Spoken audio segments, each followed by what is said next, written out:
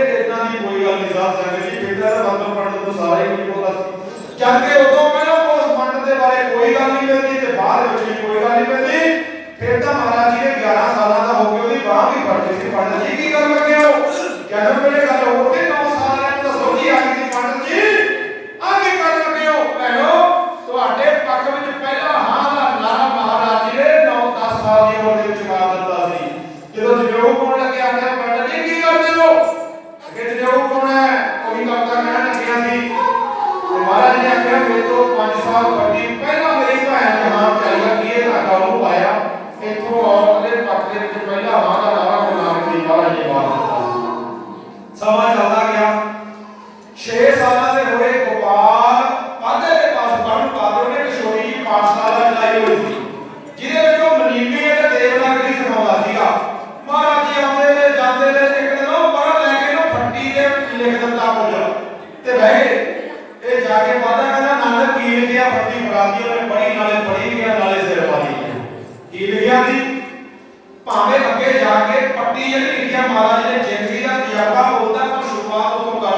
पट्टी लिखी हो देख के नाले बड़ा सिर मारी गया नाले चेंज आ गई केड़ी चेंज आ गई अज उस्ताद शागिर्द बन गया 6 साल की उम्र दे विच जे शागिर्द उस्ताद बन जाता है की क्या सी सस्सा सोए श्रेष्ठ जिन साजी सबना साहिब एक भया सेवक रहे चित जिनका लागा आया तिनका सफल भया ओ मन काहे भूले मूल बना जब लेखा देवे बिना तो पढ़िया कहदा नानक आत्म ज्ञान विच दा तू पूरा है पर तेरा पिता पटवारी है कल नूं तैं भी वही कितना करना पटवारी दा काम लेखा जोखा सिखला महाराज कहते तेनू आंदा कहना ते बच्चे सारे बैठे ने लेखा जोखा सीख रहे ने महाराज कहते ए नहीं सीखना ओ सिखा इत्थे भी काम आवे उत्थे भी काम आवे नानक इदा दा केड़ा लेखा है वो भी महाराज जी ने शब्द उच्चारण कीता जाल हो कस मस कर बस यही कहते जाल हो कस मस कर मत कागज कर सार भाओ कलम कर चित लिखारी गुर लिख कुछ विचार लिख नाम सलाह लिख अंतना बाला बाल बाबा ए लेखा लिख जान जिथे लेखा मंगिया तिथे होए सच्चा निशान है या लेखा मन सखा जरा मेरे इत्थे भी काम आवे ते उत्थे भी काम आवे कई लोग कहते गुरु केड़े बड़े पढ़ गए अब महाराज जी पाठशाला में चाहते ने पढ़ में भावे उपदेश देता कपाल पाते पर उन्होंने पढ़ाई नहीं छड़ी है हुण एडी एडी दूर जाना कालियां मुल्ला मलाया के नाम भी जाके विचार कर लिया फिर पढ़ाई की जरूरत पैणो पई सी उदों बाद महाराज जी ने ब्रिजलाल दे कोल आया कि वो शास्त्री सिंगी उस वेले पढ़ाइयां प्रचलित सन पहला देवनागरी लेखा जोखा ते फिर नाम रख दियो कि ब्रिजलाल तो सिंगी है शास्त्री तीजे नंबर ते इस्लामिक साहिब सिक्ख्या फारसी पढ़ाई थी उस वेले उर्दू अरबी या फारसी ए उदों सिक्खी है ते नाले साथ संगत जी परमात्मा दे नाल जेहड़ी साडी साँझ है ਉਹਦੇ ਵਿੱਚ पढ़ाई ਦਾ कोई मतलब नहीं मैं नहीं कहना बाणी कहदी आ जो प्राणी गोबिंद ध्यावै पढ़िया अनपढ़िया कर्म कर पावे जेड़ा परमात्मा ਦਾ ਨਾਮ ਲੈਂਦਾ ਕੋਈ ਲਖਾਈ ਭਾਈ ਦਾ ਉਹਦਾ ਕੋਈ मतलब नहीं ਉਹ कर्म कर पा सकता है ਤੇ ਹੁਣ ਮਹਾਰਾਜ ਜੀ ਹੋਰ ਜਿਹੜਾ ਘਟਾ ਹੁੰਦੇ ਨੇ सागर जी फिर उन्होंने एक दिन मरदाना मिलिया मरदाना इत्थे मैं थोड़ी जी मरदाने की झात पा जावां नाल लग गई मरदाने दे पहला भी 6 भरा होए इन्हां दे पिता बादरा जी किते काम ते चले गए किते 5-4 दे मुंडे ना घर विच दाने की तरकी आई क्योंकि मंगना ते खाना ते रासी जनाला तो कर्म सी अज बहुत सारे इदा करदे इन्हां दी जेहड़ी कुल है ना हजरत मुहम्मद साहब नाल जात जुड़ी आ जेहड़ा मरदाना है ਜਿਹੜੇ हजरत मुहम्मद साहब होए ने ਉਹਨਾਂ ਦੇ ਤਾਏ ਦਾ ਪੁੱਤਰ ਹੋਇਆ ओकासा ਦੇ हजरत मुहम्मद साहब ਦੇ ਹੁਕਮ ਦੇ ਨਾਲ ਕੋਲੇ ਵਾਲੇ ਗਏ ਉਹਨੇ ਮੰਜ ਰੱਖੀ ਜਦੋਂ ਮੁਹੰਮਦ ਸਾਹਿਬ ਦਾ ਅਖੀਰ ਦਾ ਸਮਾਂ ਆਇਆ ਅਖੀਰ ਦੇ ਸਮੇਂ ਦੇ ਵਿੱਚ ਉਹ ਸਾਧ ਸੰਗਤ ਜੀ ਜਦੋਂ ਗਏ ਨੇ ਨਾ ਪੱਕੇ ਮਦੀਨੇ ਉੱਥੋਂ ਜਾ ਕੇ ਉਹਨੇ ਆਖਿਆ ਭਾਈ ਜੇ ਕਿਸੇ ਦਾ ਅਸੀਂ ਬੁਰਾ ਕੀਤਾ ਹੋਵੇ ਜਾਂ ਕਿਸੇ ਨਾਲ कोई बात घाटी होगी तो साथ अपना बदला ले सकता है मरदाने का पिछोकड़ कहते बिच बैठा सी ओकासा ये मरदाने का ताए जी का पुत्र लगता है हजरत मुहम्मद साहब का वो कहता मुहम्मद साहब तुसी मेरे मेरा कोरड़े वाले सी ना कोरड़े का बदला कोरड़े नाल लेना है वो उसे वेले ना हजरत मुहम्मद साहब अपना पिंडा नंगा करके पिछों फड़ के ये ओकासा आया तो कोरड़ा लेके हाथ में रखा भज्जे आया जो मारन लगे कोरड़े नु सुट के ना कोरड़े नु सुट के उसे वेले हजरत मुहम्मद साहब दी पिठ नु चुमन लग गया ते सिफतां दे विच ਉੱਚੀ ਉੱਚੀ हेकां लग गया गाउण लग गया ते जेडे लोक सन ਉਹਦੇ ਵੱਲੋਂ हेकां सुनियां ते ਉਹਨਾਂ ने बड़ी वाहवा कट्टी ਇਹ मरदाने ਦਾ पिछोकड़ ਸੀ आकाशा ही ਉਹ शुरू ਹੁੰਦਾ है ते ਕਹਿੰਦੇ ने ਉੱਥੋਂ ਇਹ मरदाने ਦਾ पिछोकड़ गाउण लग गया ਅੱਜ 89 ਜਨਾਂ ਦੇ ਵਿੱਚ ਦੋ ਕੈਟਾਗਰੀਆਂ ਨੇ गाउण ਵਾਲੀਆਂ ਇੱਕ ਰਬਾਬੀ ਇਹ मरदाना बाकी सी गुरु महाराज जी दा ते एक ढाडी नत्था ते उदौला अगे शेरे बादशाह महाराज जी ढाडी होए ने जिवें राजपूतां दे विच भी दो ने ਉਹਦੇ ਵਿੱਚ ਇੱਕ ਭੱਟ ਸਾਹਿਬਾਨ ਆ ਜਾਂਦੇ ਨੇ ਭੱਟਾਂ ਦੀ ਬਾਣੀ ਦੀ ਗੱਲ ਹੈ ਉਹ ਵੀ गाउण ਜਾਣ ਦਾ ਕੰਮ ਕਰਦੇ ਸਨ ਤੇ ਇਹਦੇ ਵਿਰਾਸਤ ਦਾ ਮਤਲਬ ਹੈ ਮਾਲਕੀ ਜਾਂ ਵਿਰਾਸਤ ਦਾ ਹੱਕਦਾਰ ਉੱਥੋਂ ਮਰਦਾਨੇ ਦਾ ਖਾਨਦਾਨ ਚੜਿਆ ਬੈਠੀ ਇਹਦੀ ਸਵਾਗਤੀ ਕਰਦੇ ਰਹੇ ਆ ਤੇ ਕਹਿੰਦੇ ਬਾਦਲਾਂ ਦੀ ਕਿਤੇ ਮਰਦਾਨਾ ਜੀ ਦੇ ਪਿਤਾ ਚਲੇ ਗਏ ਨੇ 5 ਦਿਨ ਬਾਅਦ ਤੇ ਤੰਗੀ ਆਈ ਘਰ ਦੇ ਵਿੱਚ ਮਾਤਾ ਕਹਿੰਦੀ ਚੱਲ ਕੁਝ ਮੰਗ ਲਿਆ ਇਹ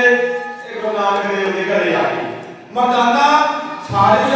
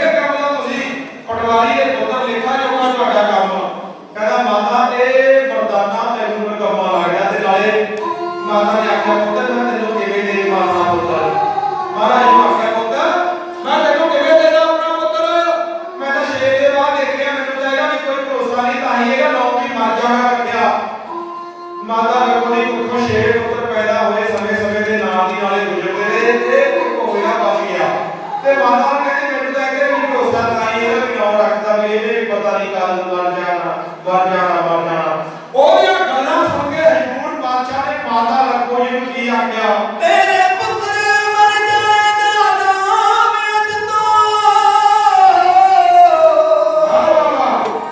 माता बनना ठिकाना माता पहले सियाग नहीं मरेगा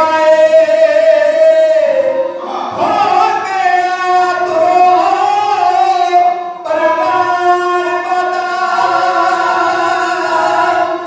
तेरे पुत्र ने उदों तक अमर रहना जब तक रहेगा जीवी आसमान माता गौरवान कमराया किसनूं एक दिन होगी अनी बिददान माता। महाराज जी कहने लगे ने धुर सरकारों मंगया होया है उन्होंने शेरां दे मांगने ने थोड़ी मरना ये तो अमर रहेगा अमर। तेरे पुत्र के साथ दी लोड़ सानू ਅਸੀਂ ਕਰਨਾ ਹੈ ਉਹਦਾ ਗੁਣਗਾਨ ਮਾਤਾ। ਤੇਰਾ ਪੁੱਤਰ ਹੈ ਗੁਣਾ ਦੀ ਖਾਨ ਮਾਤਾ। ਸਾਡੀ ਜੋੜੀ ਬਣਾਈ ਪ੍ਰਮਾਤਮਾ ਨੇ ਅਸੀਂ ਕਰਨਾ ਹੈ ਉਹਦਾ ਗੁਣਗਾਨ ਮਾਤਾ। ਬਈ ਸੁਣ ਸੁਣ ਬਚਨ ਹਜੂਰ ਦੇ ਮਾਂ ਪੁੱਤਰ ਦੋਵੇਂ ਹੋਏ ਨੇ ਬੜੇ ਹੈਰਾਨ ਭਾਈ। ਉਹ ਜਿਵੇਂ ਕਿਹਾ ਸੀ ਆਤਮਾ ਸਤਿਗੁਰਾਂ ਨੇ ਅੱਜ ਮਰਦਾਨੇ ਦਾ ਅਮਰ ਹੈ ਨਾਮ ਪਾਏ। ਮਾਤਾ ਇਹਨੇ ਥੋੜੀ ਮੰਨਣਾ ਤੇਰਾ ਪੁੱਤਰ ਦਾ ਜੁਗਾ ਜੁਗਾ ਤੱਕ ਅਮਰ ਰਹੇਗਾ ਭਾਵੇਂ ਉਹਦੇ ਬਚਨ ਹੋ ਚੁੱਕੇ ਸਨ। ਹੁਣ ਇੱਕ ਦਿਨ ਮੰਗਣ ਆਏ ਨੇ ਜਦੋਂ ਇਹ ਆਵਾਜ਼ ਮਾਰੀ ਇਹਦਾ ਵਸੀਲਾ ਗਾਣਾ ਇਹਦੀ ਗਾਇਕੀ ਇਹਦਾ ਸਾਜ਼ ਮਹਾਰਾਜ ਜੀ ਨੇ ਮਾਤਾ ਲਖੋ ਜੀ ਦੇ ਨਾਲ ਬਚਨ ਕਰ ਲਿਆ ਨੇ। ਸਾਧ ਸੰਗਤ ਜੀ ਇੱਥੇ ਹੁਣ ਬਚਨ ਪੂਰੇ ਹੋ ਚੁੱਕੇ ਹਨ। ਇੱਕ ਦਿਨ ਮਰਦਾਨਾ ਕਹਿੰਦਾ ਮਹਾਰਾਜ ਮੇਰੇ ਨਾਲ ਪਾਕ ਪਟਨ ਚਲੋ ਸਾਡੇ ਵੀਰ ਸਾਹਿਬ ਦਾ ਮੇਲਾ ਉੱਥੇ ਕਈ ਦਿਨ ਰਹੇ ਹੋਏ ਨਾ। ਪਿੱਛੇ ਮਹਾਰਾਜ ਦੇ ਪਿਤਾ ਜੀ ਪਟਵਾਰੀ ਸਾਹਿਬ ਕਹਿਣ ਲੱਗੇ ਪਿਤਾ ਆਪਣਾ ਪੁੱਤਰ ਹੱਥੋਂ ਨਿਕਲਦਾ ਜਾਂਦਾ ਹੈ। ਇਹ ਲੱਗਿਆ ਘੁੰਮਣਾਉਣੇ ਸੁਤਾਨਾ ਦੇ ਕਿਤੇ ਸਾਧ ਸੰਗਤਿਆਂ ਬਣ ਜਾਵੇ ਉਹ ਕੰਮ ਲਾਈਏ। ਜਦੋਂ ਆਏਗਾ ਕਹਿੰਦੇ ਪੁੱਤਰ ਪਹਿਲਾਂ ਫਿਰਨਾ ਠੀਕ ਨਹੀਂ ਕੰਮ ਕਰਿਆ ਕਰੋ। 7 ਵਜੇ ਪਿਤਾ ਜੀ ਦੱਸੋ ਕਹਿੰਦੇ ਬੱਚੀਆਂ ਜਾਇਆ ਕਰੋ ਜਾਈ ਕੇ ਆਈ ਕੇ ਜਾਈ ਕੇ ਆਈ ਕੇ। ਇੱਕ ਦਿਨ ਬੱਚੀਆਂ ਨੇ ਖੇਤ ਖਾ ਲਿਆ ਤੇ ਜ਼ਿਮੀਦਾਰ ਆਇਆ ਉਹ ਹੱਕ ਕੇ ਲੈ ਗਿਆ ਰਾਏਪੁਰਾ ਕੋਲ। ਕਹਿੰਦਾ ਜੀ ਮੇਰਾ ਹਜ਼ਾਨਾ ਦਵਾਇਆ ਜਾਵੇ ਤੇ ਰਾਏਪੁਰਾ ਕਹਿੰਦਾ ਬਈ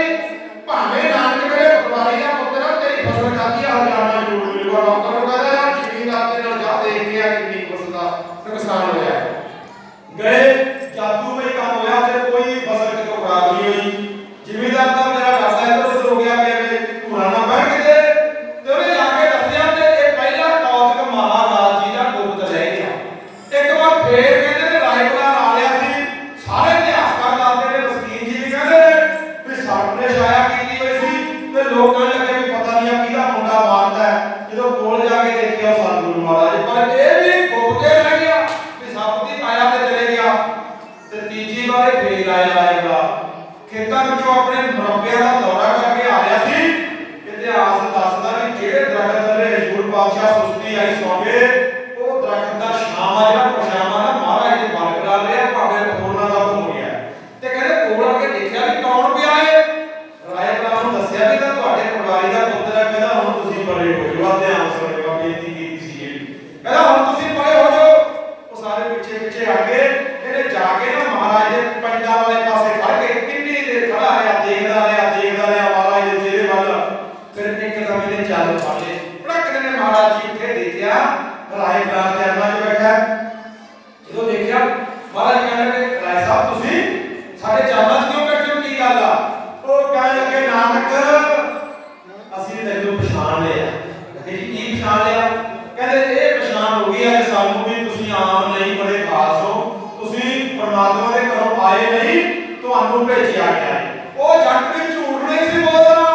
ਤੇ ਉਹ ਤੇ ਸੱਪ ਵੀ ਐਵੇਂ ਨਹੀਂ ਸੀ ਆਇਆ। ਤੇ ਅੱਜ ਆ ਪਛਾਣੇ ਵਾਲੀ ਗੱਲ ਵੀ ਨਹੀਂ ਤੇ ਮੇਰਾ ਬੇੜਾ ਬਣੇਗਾ। ਆ ਧਿਆਨ ਦਿਓ ਹਜੂਰ ਪਾਤਸ਼ਾਹ ਕਹਿਣ ਲੱਗੇ ਤੁਸੀਂ 84 ਪਿੰਡਾਂ ਦੇ ਮਾਲਕ ਬੇਅੰਤ ਤੁਹਾਡੀਆਂ ਜ਼ਮੀਨਾਂ ਕਿਸੇ ਗੱਲ ਦੀ ਕਮੀ ਹੋਈ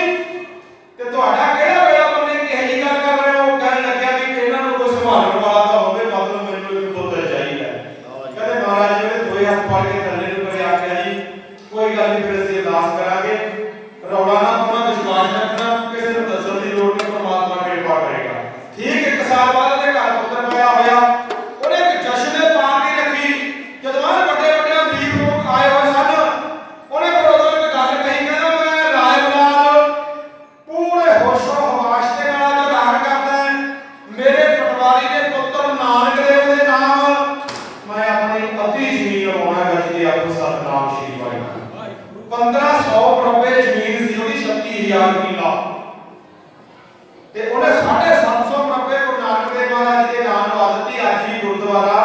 ਨਨਕਾਣਾ ਸਾਹਿਬ ਦੇ ਨਾਮ 18,000 ਏਕੜ ਜ਼ਮੀਨ ਜਿਹੜੀ ਲੱਗੀ ਹੋਈ ਆ ਰਹੀ ਆ। ਬਹੁਤ ਸਾਰੇ ਉੱਥੋਂ ਦੇ ਵਾਕਫ ਬੋਰਡ ਨੇ, ਆਪਣੇ ਵੀ ਵਾਕਫ ਬੋਰਡ ਬਣਿਆ ਮੁਸਲਮਾਨਾਂ ਦਾ, ਉਹਨਾਂ ਨੇ ਦਿੱਤੀ ਹੋਈ ਆ। ਤੇ 2-250 ਕਿੱਲਾ ਇਤਿਹਾਸ ਕਹਿੰਦਾ ਅੱਜ ਵੀ ਗੁਰਦੁਆਰਾ ਨਨਕਾਣਾ ਸਾਹਿਬ ਦੀ ਜਿਹੜੀ ਪ੍ਰਬੰਧਕ ਕਮੇਟੀ ਆ ਉਹ ਬਹੁਤੀ ਕੀਤੀ ਹੈ, ਜਾਗੇ ਜਾਤੀ ਦੇ ਦਿੱਤੀ ਹੈ। ਤੇ ਐਡਾ ਵੱਡਾ ਸ਼ਬਦ ਰਾਏ ਬਲਾਲ ਆ ਪਿੱਛੇ ਜੇ ਉਹਦੇ ਵਾਰਸਾਂ ਨੇ ਨਾ ਇੱਕ ਕੇਸ ਕੀਤਾ ਦਾਇਰ, ਉਹਦੇ ਵਿੱਚ ਲਿਖਿਆ ਵੀ ਪਿੱਛੋਂ ਪਟੇਰੀ ਔਰ ਜਾ ਕੇ ਸਾਡਾ ਪਟੇਰਾ ਰਾਏ ਬਲਾਲ ਪਾਗਲ ਹੋ ਗਿਆ ਸੀ। ਪਾਗਲ ਹੋਣ ਕਰਕੇ ਉਹਨੇ ਸਾਡੀ ਅੱਧੀ ਜ਼ਮੀਨ ਕਿਸੇ ਨਾਨਕ ਸ਼ਾਹ ਫਕੀਰ ਦੇ ਨਾਮ ਵਾ ਦਿੱਤੀ, ਇੰਤਕਾਲ ਉਹਦੇ ਨਾਲ ਉਹਦਾ ਸਾਡੇ ਨਾਲ ਆਇਆ ਜਾਵੇ। ਪਹਿਲਾਂ 2-3 ਸਾਲ ਸੈਸ਼ਨ ਜੱਜ ਦੇ ਚੱਲਿਆ, ਉਹ ਡਿਸਮਿਸ ਕਰਤਾ। ਫਿਰ ਹਾਈ ਕੋਰਟ ਉੱਥੋਂ ਵੀ ਖਾਰਜ ਹੋ ਗਿਆ 2-3 ਸਾਲ ਬਾਅਦ। ਫਿਰ ਚੱਲਿਆ ਸੁਪਰੀਮ ਕੋਰਟ ਦੇ, ਸੁਪਰੀਮ ਕੋਰਟ ਦੇ ਜੱਜਾਂ ਨੇ ਬੁਲਾ ਕੇ ਨਾ ਰਾਏ ਬਲਾਲ ਦੇ ਵਾਰਸਾਂ ਨੂੰ ਕਿਹਾ ਸੀ ਤੁਹਾਡੇ ਨਾਲ ਗੁਪਤ ਗੱਲ ਕਰਨੀ। ਉਹ ਡਰਦੇ ਵੀ ਪਤਾ ਨਹੀਂ ਕੀ ਪੁੱਛਣਾ, ਕਹਿੰਦੇ ਜੀ ਅਸੀਂ ਕੁਝ ਸਲਾਹ ਕਰਕੇ ਆਈਏ, ਤਿਆਰੀ ਕਰਕੇ ਆਈਏ, ਗਵਾਹ ਲੈ ਆਈਏ। ਕਹਿੰਦੇ ਜਦੋਂ ਮਰਜ਼ੀ ਆ ਜਾਓ। ਆ ਗਏ ਕੱਟ ਕਰਕੇ, ਜਦੋਂ ਆ ਗਏ ਨਾ ਪੁੱਛਿਆ ਕੀ ਤੁਹਾਡਾ ਕੇਸ ਆ, ਵੀ ਤੁਹਾਡਾ ਰਾਏ ਬਲਾਲ ਪਟੇਰਾ ਪਿੱਛੋਂ ਆ ਕੇ ਪਾਗਲ ਹੋ ਗਿਆ ਸੀ ਕਿ ਹਾਂਜੀ ਇਸ ਕਰਕੇ ਉਹਨੇ ਅੱਧੀ ਜ਼ਮੀਨ ਆ ਕਿਸੇ ਨਾਨਕ ਸ਼ਾਹ ਫਕੀਰ ਦੇ ਨਾਮ ਵਾਤੀ। ਹਾਂਜੀ ਤੁਸੀਂ ਕਹਿੰਦੇ ਹੋ ਇੰਤਕਾਲ ਸਾਡੇ ਨਾਲ ਜਾਵੇ। ਹਾਂਜੀ ਤੇ ਜਦੋਂ ਇੰਨੀ ਗੱਲ ਹੋਈ ਨਾ ਜੱਜਾਂ ਨੇ ਤੇ ਝਾੜਾ ਪਾਇਆ ਕਿ ਤੁਹਾਨੂੰ ਸੰਗ ਸ਼ਰਮ ਹੈ ਭਾਈ। ਲੋਕੀ ਕਹਿੰਦੇ ਜੀ ਕੀ ਗੱਲ ਹੋਈ, ਕਿੱਦਾਂ ਦੀ ਗੱਲ ਕਰਦੇ। ਉਹ ਕਹਿਣ ਲੱਗੇ ਜਿਸ ਰਾਏ ਬਲਾਲ ਨੂੰ ਤੁਸੀਂ ਪਾਗਲ ਦੱਸਦੇ ਜੇ ਉਹ ਪਾਗਲ ਨਾ ਹੁੰਦਾ ਤਾਂ ਸ਼ਾਇਦ ਤੁਹਾਨੂੰ ਅੱਜ ਜਹਾਨ ਦੇ ਨਾਲ ਨਸੀਬ ਨਾ ਹੁੰਦਾ। ਉਹ ਕਹਿੰਦੇ ਜੀ ਸਾਡੀ ਤਾਂ ਸਮਝ ਨਹੀਂ ਆ ਰਿਹਾ। ਜੱਜ ਕਹਿੰਦੇ ਬੈਠੋ ਦੱਸ ਦੇਣਾ ਜਿਹੜੇ ਗੁਰੂ ਨਾਨਕ ਦੇਵ ਮਹਾਰਾਜ ਜੀ ਦੇ ਨਾਂ ਦੇ ਤੁਸੀਂ ਮੁਕੱਦਮੇ ਕਰ ਰਹੇ ਹੋ, ਤੁਹਾਡਾ ਫਰਜ਼ ਬਣਦਾ ਸੀ ਜਾਣ ਕੇ ਉਹਨਾਂ ਦੇ ਚਰਨਾਂ ਦੇ ਵਿੱਚ ਤੁਸੀਂ ਝਾੜੂ ਪੋਚੇ ਦੀ ਸੇਵਾ ਕਰਦੇ। ਉਹ ਕਹਿੰਦੇ ਜੀ ਇਤਿਹਾਸ ਦਾ ਬਹੁਤ ਸਾਨੂੰ ਗੱਲ ਦੱਸੋ ਕੀ ਆ। ਉਹ ਕਹਿੰਦੇ ਸੀ ਤੁਹਾਡਾ ਜਿਹੜਾ ਪਿਛੋਕੜ ਹੈ ਘੋਕਿਆ ਪੜਤਾਲਿਆ ਪਤਾ ਤੁਹਾਡਾ ਜਨਮ ਕਿਵੇਂ ਹੋਇਆ। ਜਿਹੜੇ ਰਾਏ ਬਲਾਲ ਨੂੰ ਪਾਗਲ ਦੱਸਦੇ ਨਾ ਵਡੇਰੇ ਨੂੰ, ਉਹਦੇ ਔਲਾਦ ਨੇ ਸੀ, ਉਹਨੇ ਗੁਰੂ ਨਾਨਕ ਦੇਵ ਮਹਾਰਾਜ ਜੀ ਦੇ ਚਰਨਾਂ ਵਿੱਚ ਅਰਦਾਸ ਕੀਤੀ। ਉਹਨਾਂ ਦੀ ਅਰਦਾਸ ਦੇ ਜ਼ਰੀਏ ਤੁਸੀਂ ਜਹਾਨ ਦੇਖਿਆ ਤੇ ਤੁਹਾਨੂੰ ਜਹਾਨ ਦੇਖਣ ਦਾ ਮੌਕਾ ਮਿਲਿਆ। ਕਬਲੇ ਹੋ ਜਿਸ ਗੁਰੂ ਨਾਨਕ ਦੇਵ ਦੇ ਘਰ ਤੋਂ ਜਾ ਕੇ ਮਰਾਠਾ ਲੈਣ ਦੀ ਕੇਸ ਕਰ ਰਹੇ ਹੋ। ਉਹ ਕਹਿੰਦੇ ਕਿ ਥਰ-ਥਰ ਕੰਬਣ ਲੱਗੇ ਤੇ ਜੱਜਾਂ ਦੇ ਨਾਲ ਲੱਗਦੇ ਕਹਿੰਦਾ ਵੀ ਗੱਲਾਂ ਦੋਗੇ ਜਿਆਦਾ ਚੁੱਪ ਕਰਕੇ ਆਪਣਾ ਕੇਸ ਵਾਪਸ ਲੈ ਲਓ, ਨਹੀਂ ਤਾਂ ਅਸੀਂ ਫੈਸਲਾ ਗੁਰੂ ਨਾਨਕ ਦੇਵ ਪੱਖ 'ਚ ਦੇਣਾ ਹੈ। ਤੁਸੀਂ ਧਿਆਨ ਰੱਖਿਓ ਦੀਨ ਕੋ ਵੀ ਆਓਗੇ ਤੇ ਫਿਰ ਹੋਏ ਤੋਂ ਵੀ ਜਾਓ। ਥਰ-ਥਰ ਕੰਬਣ ਲੱਗੇ ਕਹਿੰਦੇ ਵੀ ਸਾਡਾ ਕੇਸ ਕਰੋ ਤੇ ਕਿਹਾ ਵੀ ਹੋਏ ਫੈਸਲਾ ਲੈਂਦੇ। ਇੱਕ ਆਪਣਾ ਜੱਥਾ ਗਿਆ ਸੀਗਾ ਪੰਜਾਬ ਤੋਂ ਨਨਕਾਣਾ ਸਾਹਿਬ। ਨਨਕਾਣਾ ਸਾਹਿਬ ਜੋੜਿਆਂ ਦੇ ਘਰ ਦੇ ਵਿੱਚ ਸੇਵਾ ਕਰ ਰਿਹਾ ਰਾਏ ਬਲਾਲ ਦਾ ਬਾਪ ਸੱਚ ਜੀ। ਉਹਦੇ ਨਾਲ ਸਾਡੇ ਇੱਕ ਸਿੱਖ ਦੀ ਮੁਲਾਕਾਤ ਹੋਈ ਸੀ। ਉਹਨੇ ਦੱਸਿਆ ਜਦੋਂ ਪੁੱਛਿਆ ਨਾ ਵੀ ਤੁਸੀਂ ਮੁਸਲਮਾਨ ਹੋ ਕੇ ਮੁਸਲਮਾਨੀ ਭੇਸ ਵਿੱਚ ਸੇਵਾ ਕਰ ਰਹੇ ਹੋ, ਉਹ ਕਹਿੰਦੇ ਕਿ ਸਾਡਾ ਜਨਮ ਹੀ ਇਸ ਗੁਰੂ ਨਾਨਕ ਦੇਵ ਮਹਾਰਾਜ ਜੀ ਕਹਿਣ ਤੇ ਹੋਇਆ। ਅਸੀਂ ਤਾਂ ਸਾਰੀ ਉਹ ਸੇਵਾ ਹੀ ਕਰਦੀਆਂ ਕਰਦੀ ਆ ਕੋ ਸਤਨਾਮ ਸ੍ਰੀ ਵਾਹਿਗੁਰੂ। ਤਾਂ ਕਰਕੇ ਰਾਏ ਬਲਾਲ ਐਡਾ ਵੱਡਾ ਮਹਾਰਾਜ ਜੀ ਦਾ ਸ਼ਰਧਾਲੂ ਹੋਇਆ। ਹੁਣ ਮੱਝਾਂ ਚਾਰਨ ਵਾਲੀ ਗਾਥਾ ਹੋ ਗਈ, ਸੌਦਾ ਲਿਆਉਣ ਵਾਲੀ ਗਾਥਾ ਹੋ ਗਈ। ਤੇ ਹੁਣ ਮਹਾਰਾਜ ਜੀ ਜਦੋਂ 11 ਸਾਲਾਂ ਦੇ ਹੋ ਜਾਂਦੇ ਨੇ ਗੱਲ ਆਈ ਜਨੇਊ ਪਾਉਣ ਦੀ। ਉਹੀ ਪੰਡਤ ਹਰਦਿਆਲ ਆ ਗਿਆ। ਉਹਨੇ ਨਾ ਕੀ ਕਰਿਆ ਹਰਦਿਆਲ ਪੰਡਤ ਨੇ ਬੱਕਰਾ ਵੀ ਮਾਰਦੇ ਸੀ ਪੁਰਾਣੇ ਸਮਿਆਂ ਦੇ ਵਿੱਚ। ਬਾਣੀ 'ਚ ਲਿਖਿਆ ਕੋਹੇ ਬੱਕਰਾ ਰਿਣ ਖਾਇਆ ਸਭ ਕੋ ਆਪਣ ਪਾਏ। ਬੱਕਰਾ ਮਾਰਨਾ ਕਾਰਨ ਮਾਰੋ ਵੀ ਜੱਜੂ ਮਾਰੋ ਜੱਜੂ ਧਿਆਨ ਦੇ ਉੱਤੇ ਦੀ ਕਵਿਤਾ ਕਹਿਣ ਲੱਗੀ। ਜਦੋਂ ਵਾਕਿਆ ਚੌਕੜੀ ਢਾਲੀ ਪੂਰਾ ਖਰਚਾ ਹੁੰਦਾ ਸੀ ਜਦੋਂ ਜਿਉਂ ਕਿਸੇ ਨੂੰ ਪਾਇਆ ਜਾਂਦਾ ਸੀਗਾ। ਬਰਾਦਰੀ ਸੰਤਰੀ ਹੋਰ ਬੱਕਰਾ ਚੱਕ ਮਾਰਨਾ ਰਸਤਾ ਪਾਲਣਾ ਰਹਿਣ ਦੇਣ ਚੌਂਕੀ ਲਾਈ ਹੈ। ਉੱਤੇ ਮਹਾਰਾਜ ਗੁਰੂ ਨਾਨਕ ਦੇਵ ਸੱਚੇ ਪਾਤਸ਼ਾਹ ਨੂੰ ਉਠਾ ਲਿਆ ਤੇ ਜਦੋਂ ਪੜ੍ਹ ਕੇ ਮੰਤਰ 30 ਲੱਗਾ ਕਿਉਂਕਿ ਉਮਰ ਵੀ ਦਿੱਤੀ ਹੋਈ ਆ, ਰੁੱਤ ਵੀ ਦਿੱਤੀ ਹੋਈ ਆ। ਜਿਵੇਂ ਕਿ ਜਿਹੜਾ ਹੁਣ ਬ੍ਰਾਹਮਣ ਜਨਾਂ ਦੇ ਧਾਗਾ ਪੈਂਦਾ ਸਭ ਸੰਗਤ ਜੀ ਉਹ 8 ਸਾਲ ਦੀ ਉਮਰ ਹੁੰਦੀ ਹੈ ਅਤੇ ਕਪਾਲ ਦਾ ਜੋਗ ਹੁੰਦਾ ਜਿਹੜਾ ਬਣਾਇਆ ਜਾਂਦਾ ਹੈ। ਅਤੇ ਉਦੋਂ ਕਾਲੇ ਮਿਰਗ ਦੀ ਖਲ ਰੱਖੀ ਜਾਂਦੀ ਹੈ ਸਿਰ ਦੇ ਉੱਤੇ ਤੇ ਰੁੱਤ ਹੁੰਦੀ ਹੈ ਬਸੰਤ ਦੀ। ਬਸੰਤ ਦੀ ਉੱਤੇ ਪਾਇਆ ਜਾਂਦਾ ਹੈ। ਤੇ ਜਿਹੜੇ ਖੱਤਰੀ ਜਨ ਹੁੰਦੇ ਸਨ 11 ਸਾਲਾਂ ਦੀ ਉਮਰ ਦੇ ਵਿੱਚ ਇਹਨਾਂ ਨੂੰ ਸੰਤ ਦਾ ਜੋਗ ਬਣਾਇਆ ਜਾਂਦਾ ਸੀ। ਲਾਲ ਮਿਰਗ ਦੀ ਖਲ ਤੇ ਗਰਮੀ ਦੇ ਉੱਤੇ ਜਿਹੜੇ ਵੈਸ਼ ਭਰਾ ਹੁੰਦੇ ਸਨ ਇਹਨਾਂ ਨੂੰ ਪਹਿਨਾਇਆ ਜਾਂਦਾ ਸੀ 12 ਸਾਲਾਂ ਦੀ ਉਮਰ। ਇਹ ਭੇਡੂ ਦੀ ਜਾਂ ਮੇਢੇ ਦੀ ਜੱਤ ਦਾ ਤੇ ਜਦੋਂ ਪਹਿਨਾਉਣਾ ਤੇ ਸਿਰ ਦੇ ਉੱਤੇ ਕਾਲੇ ਬੱਕਰੇ ਦੀ ਖਲ ਰੱਖੀ ਜਾਂਦੀ ਸੀ ਤੇ ਸਮਾਂ ਹੁੰਦਾ ਸੀ ਸਰਦੀ ਦਾ। ਉਹੀ ਸਾਰੀਆਂ ਗੱਲਾਂ ਹੋ ਗਈਆਂ ਜਦੋਂ ਮਹਾਰਾਜ ਜੀ ਨੂੰ ਚੌਂਕੀ ਤੇ ਬਿਠਾ ਕੇ ਪਾਉਣ ਲੱਗੇ। ਜਿਉਂ ਮਹਾਰਾਜ ਨੇ ਬਾਹਰ ਰੋਕ ਕੇ ਉਹਨੂੰ ਸਵਾਲ ਕੀਤਾ ਕਿ ਪੰਡਤ ਜੀ ਤੇ ਕੀ ਹੈ ਧਾਗਾ ਤੇ ਕੀ ਕਰਨ ਲੱਗੇ ਹੋ ਤੇ ਮੇਰੇ ਨਾਮ ਪਾਇਓ। ਪਹਿਲਾਂ ਮੈਨੂੰ ਇਹਦਾ ਨਫਾ ਕੀ ਆ ਉਹ ਦੱਸੋ, ਔਰ ਇਹਦਾ ਨੁਕਸਾਨ ਕੀ ਆ ਉਹ ਦੱਸੋ। ਚੋਰ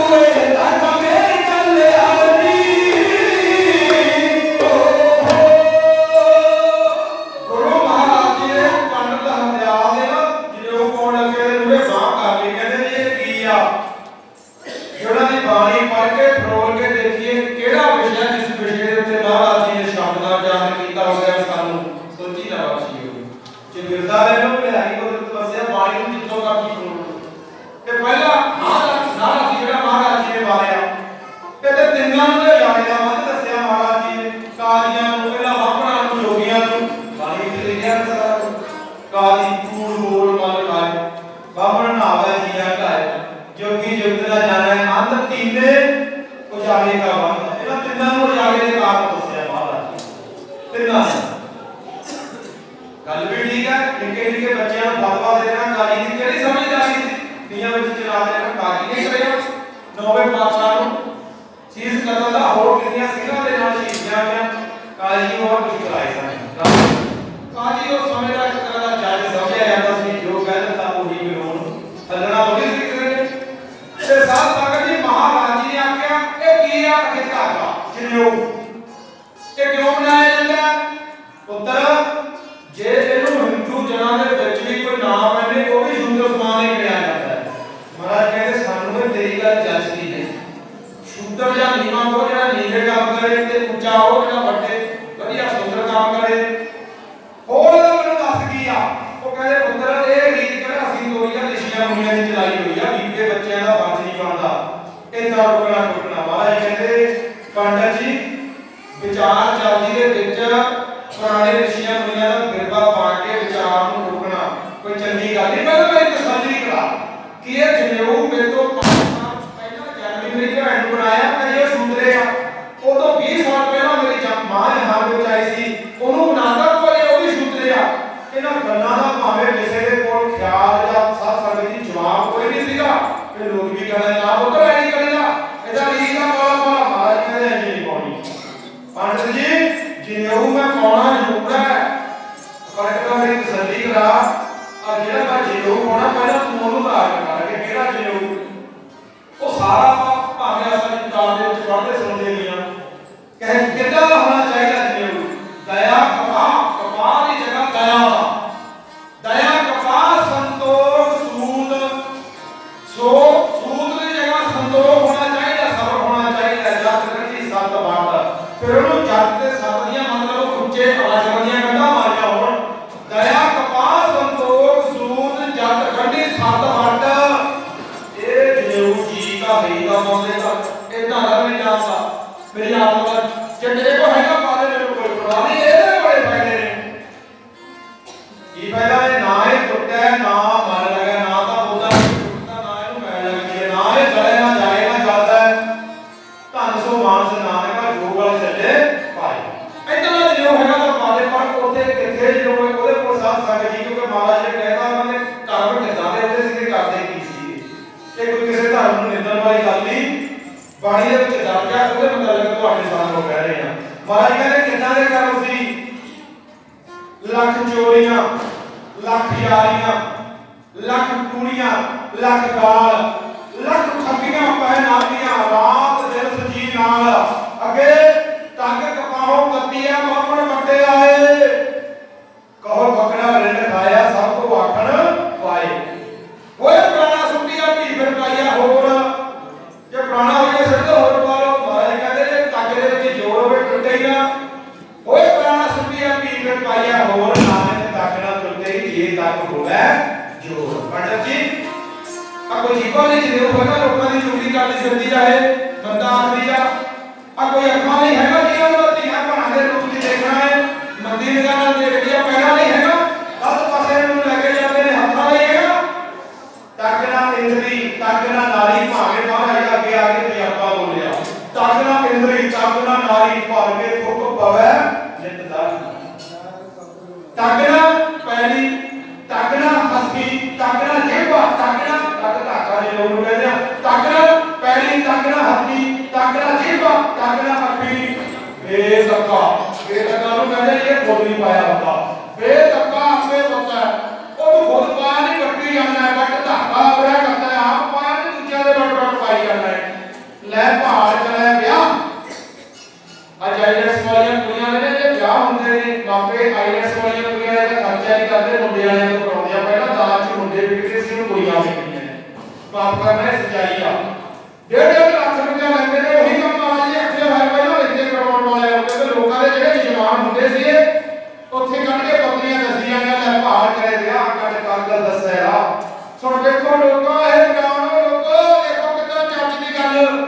ਮੰਨਦਾ ਨਾਮ ਸਜਾਨ ਖੁਦ ਮੰਨਦਾ ਅੰਦਾ ਤੇ ਲੋਕਾਂ ਨੂੰ ਸਿਆਣੀਆਂ ਗੱਲਾਂ ਦੱਸਦਾ। ਤੇ ਮਹਾਰਾਜ ਜੀ ਨੇ ਇੱਥੋਂ ਤੱਕ ਲਿਖ ਦਿੱਤਾ ਜਦੋਂ ਜਨੇਊ ਪਾਇਆ ਜਾਂਦਾ ਸੀ ਫਿਰ ਤੇ ਕੰਨ ਚ ਕੀ ਆਖਿਆ ਜਾਂਦਾ ਸੀ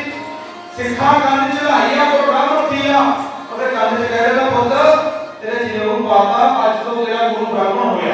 सिखा कंध चढ़ाई आ प्रोग्राम होती आ महाराज अगे की कहते ने ओ मूआ जिन्हें जनेऊ पालिया सी ओ मूआ मतलब वो मर गया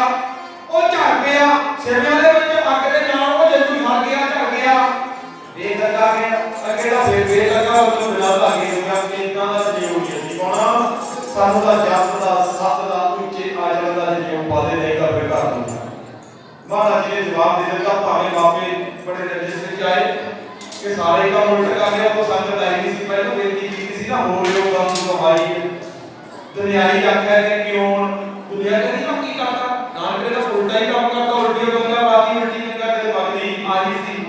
जेडी महिमा भरमा दे विच महाराज जी को बेकार करा के मानते सन लो बस आखी शुरू करा क्योंकि जे कमतावा वध रहे या सारी हिंदी छेड़न का यत्न करिए तां फिर सौदे की भी कविता है तां फिर इत्थे ये भी कविता जदों आके ना महाराज पिछों ना कुछ खाते ने ना कुछ बोलते ने पप्पे रहते ने कदे नाम नहीं कह के गीत कह के दो चार दिन बाद कुछ खड़ा जाती है नहीं कई बार करो ते एक दो बार खाऊं कह देना पे रहना एक लौता पुत्र होवे ते फिर फिक्र तो होना ही है पर बैठ हरदास हो जाता है हरदास बैठ ने आके ना बाबा जी नामी पढ़ ली और तीन उंगलियां नाम ते रखियां जांदियां बात कप किरका जेड़ी उम्र दे थल्ले नाक कस करे ओदे हिसाब नाल ये वैद दवाई दे दिंदे सन आज टेस्ट करके दे दिंदी जांदी है ਉਹ ਬੜੇ ਕਾਰਨ ਨਾਲ ਸੁਣਨ ਦੇ ਜਵਾਬ ਆ ਸਿਆਣੇ ਬਜ਼ੁਰਗ ਸਾਹਿਬਾਨ ਬੈਠੇ ਨੇ ਜਾਣਦੇ ਨੇ ਤੇ ਜਦੋਂ ਮਾਂ ਬੜੀ ਮਹਾਰਾਜ ਨੇ ਕਹਿੰਦੇ ਕੀ ਕਰ ਰਹੇ ਹੋ ਕਹਿੰਦੇ ਪੁੱਤ ਤੇਰੇ ਪਿਤਾ ਜੀ ਲੈ ਕੇ ਆਏ ਸਾਨੂੰ ਤੈਨੂੰ ਕੋਈ ਦੁੱਖ ਹੈ ਉਹਦੇ ਮੁਤਾਬਕ ਤੈਨੂੰ ਨਬਜ ਦੇ ਕੇ ਦਵਾਈ ਦੇਣੀ ਆ ਮਹਾਰਾਜ ਕਹਿੰਦੇ ਨਬਜ ਦੇ ਕੋਈ ਨਹੀਂ ਦੱਸਣਾ ਜਿਹੜਾ ਸਾਨੂੰ ਦੁੱਖ ਹੈ ਤੂੰ ਘਰ ਤੋਂ ਜਾ ਸਭ ਕੁਝ ਹੋ ਗਿਆ ਫਿਰ ਤੂੰ ਬੋਲ ਕੇ ਦੱਸ ਦੇ ਨਾ ਕਿ ਉਦਾਂ ਦਾ ਕੋਈ ਟੋਟਕਾ ਤੂੰ ਦੇ ਦੇ ਨਾ ਮਾਫ ਆ ਜਾਵੇ ਮਹਾਰਾਜ ਨੇ ਦੱਸਿਆ ਕਿ ਪਾਟਾ ਜੀ ਤੁਹਾਡੇ ਕੋਲ ਉਹਦਾ ਕੋਈ ਹੈ ਉਹ ਨਹੀਂ ਦਵਾਦਾਰੂ ਵੈਦ ਬੁਲਾਇਆ ਵੈਦ ਦੀ ਪਕੜ ਢੋਲੇ ਮਾਂ ਭੋਲਾ ਵੈਦ ਦਾ ਜਾਣ ਹੀ ਕਰ ਗਲੇਜੇ ਮਾਏ ਮੈਂ ਜੀ ਸਾਨੂੰ ਤਾਂ ਵਿਛੋੜੇ ਦਾ ਦੁੱਖ ਹੈ ਦੁੱਖ ਵਿਛੋੜਾ ਇੱਕ ਨੰਬਰ ਹੋਊਗਾ ਇੱਕ ਦੁੱਖ ਜਗ ਸਖਤ ਸਵਾਰ ਜਮ ਦੂਰ ਖਾਸਰ ਵਿਸਾਰ ਕੀਏ ਰਸ ਭੋਗ ਮਹਾਰਾਜ ਜੀ ਨੇ ਪੂਰਾ ਸ਼ਬਦ ਚਾਰਨ ਕੀਤਾ ਇਸ ਦੇ ਉੱਤੇ ਵੀ ਖਾਸਰ ਵਿਸਾਰ ਕੀਏ ਰਸ ਭੋਗ ਤਾਂ ਤਨ ਉੱਠ ਖਲੋਏ ਲੋਕ ਜਿਹੜਾ ਰੋਗ ਮਹਾਰਾਜ ਨੂੰ ਹੋਇਆ ਸੀ ਵਿਛੋੜੇ ਵਾਲਾ ਸਾਨੂੰ ਵੀ ਹੋਣਾ ਚਾਹੀਦਾ ਕੀ ਆਖਿਆ ਸੀ ਵੈਦ ਜੀ ਇੱਕ ਤਾਂ ਦੁੱਖ ਮੈਨੂੰ ਹੋਇਆ ਕਿ ਰੱਬ ਨਾਲ ਜੋਤੀ ਜੁੜ ਗਿਆ ਅਜੇ ਕਰਿਆ ਕਤਰਿਆ ਕੁਝ ਨਹੀਂ ਹੋਰ ਭਾਵੇਂ 10 11 ਸਾਲਾਂ ਦੀ ਇਹ ਜੇ ਕਰਿਆ ਕਤਰਿਆ ਕੁਝ ਨਹੀਂ ਪਤਾ ਨਹੀਂ ਕਿਤੇ ਕੋਈ ਰੋਗ ਮੇਰੇ ਸਰੀਰ ਨੂੰ ਕੱਟ ਦੇਵੇ ਮੌਤ ਮੇਰੇ ਤੇ ਝਪਟ ਨਾ ਮਾਰ ਦੇਵੇ ਮੈਂ ਖਾਲੀ ਹੱਥੇ ਨਾ ਮੁੜ ਜਾਵਾਂ ਗੁਰੂ ਹੁੰਦਿਆਂ ਹੋਇਆ ਵੀ ਇੰਨਾ ਫਿਕਰ ਠੀਕ ਆਖਿਆ ਮਹਾਰਾਜ ਜੀ ਨੇ ਅੱਜ ਅਸੀਂ ਕਹੀ ਜਾਂਦੇ ਆ ਕੰਮ ਕੱਲ ਨੂੰ ਕਰ ਲੈਣਾ ਮਤਲਬ ਕੱਲ ਨੂੰ ਚੱਲ ਲੈਣਾ ਗੁਰੂ ਵਾਲੇ ਐਗਰੀਸ ਕਰਾਲ ਨੂੰ ਬਣਾਂਗੇ ਇਦਾਂ ਹੀ ਜ਼ਿੰਦਗੀ ਲੱਗ ਜਾਂਦੀ ਕਿਸੇ ਪੀਰ ਨੂੰ ਪੁੱਛਿਆ ਸੀ ਜ਼ਿੰਦਗੀ ਦਾ ਸਭ ਤੋਂ ਚੰਗਾ ਦਿਨ ਕਿਹੜਾ ਉਹ ਕਹਿੰਦਾ ਮੌਤ ਤੋਂ ਕਿਤੇ ਪਹਿਲਾਂ ਦਾ ਕਹਿੰਦਾ ਤੇ ਪਤਾ ਕਿਵੇਂ ਲੱਗਾ ਵੀ ਮੌਤ ਕਦ ਹੋਣੀ ਹੈ ਉਹ ਕਹਿੰਦਾ ਮੇਰੇ ਹਰੇਕ ਦਿਨ ਨੂੰ ਮੌਤ ਵਾਲਾ ਹੀ ਸਮਝੋ ਬਾਣੀ ਕੀ ਕਹਿੰਦੀ ਆ ਹਮ ਆਦਮੀ ਹਾਂ ਇੱਕ ਦਮ ਸਾਡਾ ਜਿਹੜਾ ਸਾਹ ਲੈ ਲਿਆ ਉਹ ਸਾਡਾ ਅਗਲੇ ਦਾ ਕੋਈ ਭਰੋਸਾ ਨਹੀਂ ਹੈ ਹਮ ਆਦਮੀ ਹਾਂ ਇੱਕ ਦਮ ਮੌਤ ਨਾ ਜਾਣਾ ਅਸੀਂ ਮੌਤ ਲੈ ਕੇ ਆਏ ਹਾਂ ਔਰ ਇਹ ਵੀ ਨਹੀਂ ਪਤਾ ਕਿਆ ਜਾਣਾ ਹੈ ਮਹਾਰਾਜ ਕਹਿੰਦੇ ਨੇ ਮੌਤ ਦਾ ਤੀਜਾ ਕਿਆ ਜਾਣਾ ਕਿਉਂ ਮਰਾਂਗੇ ਕਿਸੇ ਨੂੰ ਪਤਾ ਤਾਂ ਨਹੀਂ कैसा मरना होए इंसान के जान जान का 8-9 महीने पहला पता लग गया था जान का 9 सेकंड भी पहला नहीं पता क्या जाना कि मरेंगे कैसा मरना होए हमारा समझाते रहे परमात्मा याद रहेगा थोड़ा या सगाला मरना हो जाता जेकर साहिब मरना बिसरे तो सहला मरना होए जे परमात्मा नहीं साडे मन चों निकलदा तो थोड़ी जी जेडी मौत आ सगाली हो जाती है पर असली साध संगत जी ਅੱਜ ਆਏ ਦਿਨ ਕੱਟ ਰਹੇ ਆ ਬਹੁਤੇ ਅਸੀਂ ਕਿਹੜਾ ਜਾਣਾ ਸੰਸਾਰ ਦੇ ਵਿੱਚੋਂ ਅੱਜ ਉਮਰ ਕਿੰਨੀ ਹੈ ਬੰਦੇ ਦੀ 15 ਸਾਲ ਭਾਵੇਂ ਅਸੀਂ 70 80 ਸਾਲ ਦੇ ਬਜ਼ੁਰਗ ਸਾਹਿਬ ਨਾਲ ਬੈਠੇ ਨੇ ਉਮਰ 15 ਸਾਲ ਆ ਪਿਛਲੀ ਉਮਰ ਸੀ ਜਿਹੜੀ 100 ਸਾਲ 110 ਜਾਂ 100 ਤੱਕ ਜਾਂਦੀ ਸੀ ਅੱਜ 15 ਸਾਲ ਦੀ ਉਮਰ ਹੈ ਮੰਨ ਲਓ 70 ਸਾਲ ਹੈ 35 ਸਾਲ ਬੰਦਾ ਸੌਂ ਕੇ ਕੱਢ ਦਿੰਦਾ ਪਿੱਛੇ ਬਚੇ 35 ਤੇ 5 ਸਾਲ ਦਾ ਬਚਪਨਾ ਪਿੱਛੇ ਬਚੇ 30 ਤੇ 15 ਸਾਲ ਦੀ ਪਿੱਛੇ ਪੜ੍ਹਾਈ ਲਿਖਾਈ ਸਾਡੇ ਕੋਲ ਕੇਵਲ 15 ਸਾਲ ਦੀ ਆਪਾਂ ਪੜ੍ਹਦੇ ਨਹੀਂ ਬਾਣੀ 10 ਬਾਅਦ ਦਾ 20 ਰਵਣ 10 ਸਾਲ ਦਾ ਬਣੀ ਜਿਹੜੀ ਬਚਪਨ ਹੁੰਦਾ ਤੇ 20 ਸਾਲ ਦੀ ਜਿਹੜੀ ਉਮਰ ਹੁੰਦੀ ਹੈ ਰਵਣ ਮਤਲਬ ਜਵਾਨੀ ਦੀ ਕਾਮ ਚੇਸ ਕਰਨੀ 10 ਬਾਅਦ ਦਾ 20 रवण तीसरा का सुंदर कहा है। अब देखो महाराज ने कितना दुख लगा, सामने भी होना चाहिए वो तीसरा का सुंदर कहा है। जो 30 साल का होता है वो पूरा सुंदर होता है बस में 40 ही और हुए कोटा मतलब 40 साल का पूरे भावे शरीर का होता है। 40 दिन पर हुए 85 पाक किसका 85 50 थोड़ा थोड़ा पैर पे बैठने लग जाता है। सब ठीक है थोड़े पाप है लगता है कुछ नहीं पता था बड़ा हो गया फिर की पूछना है 70 का महत्वहीन 80 का बिहार न पावे 90 का सहजासनी सदा ही आसन पे रहता है जे कोई पानी दे दो बच्चा वो कहते ठीक है नहीं तो मूल ना जाना है आप वाला जी पहला ताकत होती सी ना वो गल नहीं है मूल ना जाना है आप वाला ढोलक टुटम देखना है नानक जग तू हे करता तवला मंਦਰ हो गए कितना जग लग गया तू वहां उड़ के ना मंਦਰ जा पड़ जाता एक झोका आਉਂਦਾ हो गया आई कुछ साडे नाल झपकी आंख को जवानी गुजर गई क्योंकि बदली की छांव भी इधर से आई और इधर गुजर आख्या है जी आ दुख है सानू परमात्मा ने नाल विचरण दा फिर महाराज दूसरे पातशाह ने उत्तर दिता कहते वैदा तू ताही बढ़िया वैदा चो गए ना पहला रोग की पहचान कर फिर दारू नहीं वैदा वैद स्वैद तू स्वैद का मतलब वैदा जो मन्या वैद बढ़िया वैदा वैद स्वैद तो पहला रोग पहचान ऐसा दारू लोड़ लो जित बंजा रोग का ते महाराज जी ने जो आ ਉਹਨੂੰ ਦੱਸੀ ਨਾ ਗਾਥਾ ਜਿਹੜੇ ਸਮਾਨ ਮੰਨ ਕੇ ਕਹਿੰਦਾ ਪਟਵਾਰੀ ਸਾਹਿਬ ਚੰਗਾ ਮੈਂ ਚੱਲਦਾ ਹੈ ਲੋਕੀ ਤੇਰਾ ਪੁੱਤਰ ਨਹੀਂ ਲੋਕੀ ਦਾ ਭਗਵਾਨ ਇਹ ਹਕੀਮ ਹੈ ਇਹ ਵੈਦ ਆ ਪਤਾ ਨਹੀਂ ਤੇਰੇ ਵਰਗੇ ਦਾ ਇਹ ਕਿੰਨੇ ਆ ਕਰਦਾ ਸਮਾਂ ਵੀ ਸੀਮਤ ਹੈ